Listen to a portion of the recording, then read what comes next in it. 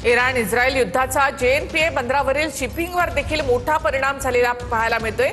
JNPA बंदरामध्ये नाशिवंत पदार्थांसह 4192 container अडकले आहेत। युद्धामुळे शिपिंग कंपनीने सुद्धा शिपिंगसाठी नकार दिलाय।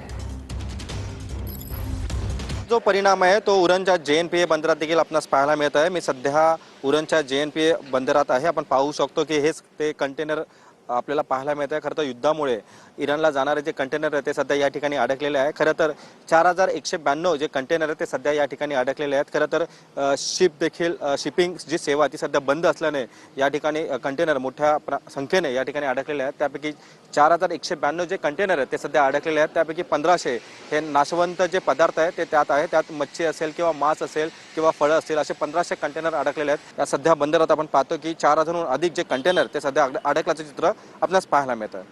व्हिडिओ जर्नलिस्ट प्रेम मात्रेसह मी रवी खरात, TV9 मराठी, उरण।